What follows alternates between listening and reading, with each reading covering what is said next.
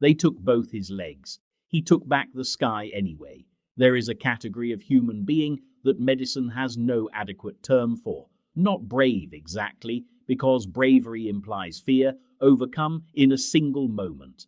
Not determined, because determination suggests a decision made once and held.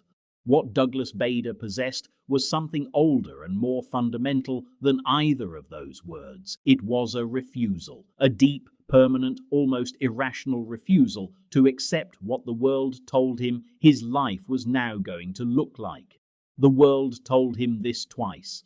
The first time was in December 1931, when a Bristol Bulldog biplane hit the ground at Woodley Aerodrome near Reading, and the wreckage took both of his legs with it. The second time was when the Royal Air Force told him his flying career was over. He refused both times, and what followed across the next 14 years became one of the most documented, verified, and genuinely extraordinary stories that the entire history of military aviation has ever produced.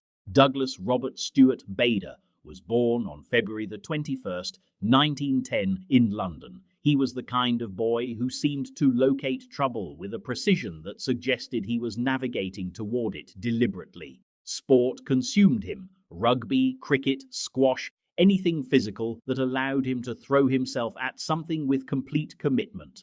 He was compact, strong, and possessed of a jaw-set stubbornness that teachers found exhausting and teammates found reassuring in exactly equal measure. He found his way to the Royal Air Force College at Cranwell in 1928, and when he first sat in a cockpit and understood what a properly flown aircraft could actually do, something clicked into place inside him that never came loose again.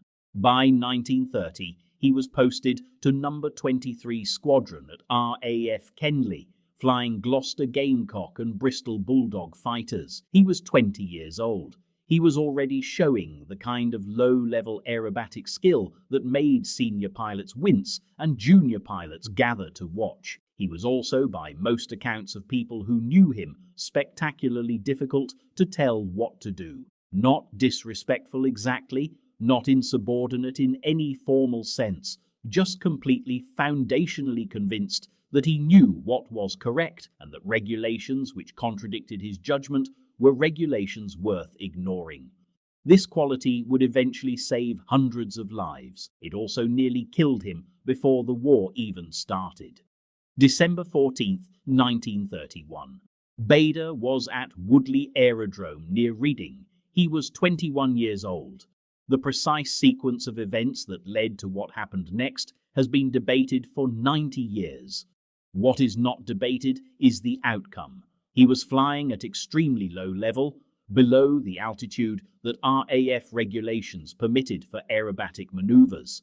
Whether he was showing off for onlookers, whether he accepted a challenge from another pilot, whether he simply misjudged his altitude during a roll, the accounts vary in their details. What does not vary is this. The Bristol Bulldog's wingtip struck the ground. The aircraft cartwheeled across the aerodrome at speed. When the rescue team reached the wreckage, Douglas Bader was alive but barely. His injuries were catastrophic. His right leg was crushed beyond any possibility of saving. His left leg was damaged severely enough that surgeons faced the same decision about it before the night was over. He lost his right leg above the knee, his left leg below the knee. He was 21 years old. He was in a coma for days. The medical staff at the Royal Berkshire Hospital were not certain he would survive the week. He survived. The months that followed were the kind of months that either destroy a person completely or reveal something in them that no comfortable life would ever have uncovered. Bader spent them learning to walk again on artificial legs. The prosthetics available in 1932 were heavy, crude devices that required enormous physical effort and constant adjustment to use. They bore approximately the same relationship to a human leg that a wooden plank bears to a suspension bridge. They worked in the most technical sense of the word and in almost no other sense. Bader mastered them with a thoroughness that left his doctors recording observations in language that still reads as slightly disbelieving 80 years later. He learned to walk without a cane. He learned to walk without a visible limp. He learned to drive a car. He played golf. He played squash. And then he asked the Royal Air Force if he could fly again. The RAF's answer, arrived at through proper medical boards and official procedures and the careful deliberation of men who were genuinely trying to be fair about an unprecedented situation, was essentially no. There were no regulations covering this exact circumstance because no such circumstance had ever arisen before. A pilot with no legs was not a category the RAF's medical establishment had considered necessary to address in writing. The conclusion reached was that Bader was medically unfit for service. He was invalided out of the Royal Air Force in May 1933. He was 23 years old. He got a desk job with the Asiatic Petroleum Company and spent the next 6 years doing the kind of work that a man like Douglas Bader does when he is not doing the thing he was built for. Badly, reluctantly, with barely concealed fury directed at no one in particular and the entire situation in general. In September 1939, Germany invaded Poland. Britain declared war.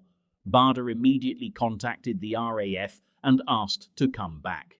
The RAF was busy in September 1939. It had rather more pressing concerns than the administrative question of what to do with a former pilot who had lost both legs in a peacetime accident and had been sitting behind a desk for 6 years. But Bader was not the kind of man who accepted administrative delays philosophically. He appeared in person. He argued his case. He demonstrated his physical capability. He sat in a cockpit and proved he could operate the controls. He flew a dual-control aircraft with an examiner and demonstrated without question that his flying ability had not merely survived the years away from active service. It had, in the strange way that genuine talent sometimes works, deepened. The RAF relented. He was readmitted to service in November 1939. And something that had been wrong in the world for 6 years was suddenly, briefly correct again. By 1940, the Battle of Britain was consuming the RAF in a way that nobody who experienced it could fully describe afterward without running out of adequate language. The Luftwaffe was throwing waves of aircraft against Britain in numbers that strained the RAF's resources to their absolute limit.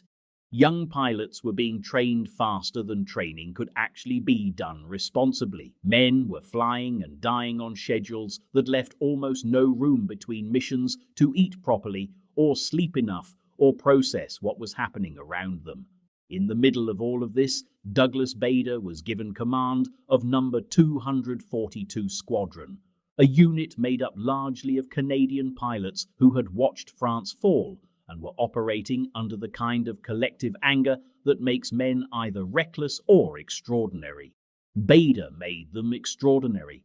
His approach to command was direct in the way that a freight train is direct. He did not manage his pilots carefully. He did not administer them. He stood in front of them and told them exactly what he expected, demonstrated personally that he expected no less of himself, and then led from the front with a physical and tactical aggression that the Canadians, already not a group inclined toward excessive caution, responded to immediately. The squadron's performance improved at a rate that senior commanders found difficult to explain through normal metrics. Bader was also advocating loudly, too loudly for some officers' comfort, for what became known as the big wing tactic. The idea was to assemble large formations of RAF fighters before engaging German bomber formations, rather than scrambling smaller groups piecemeal as raids developed.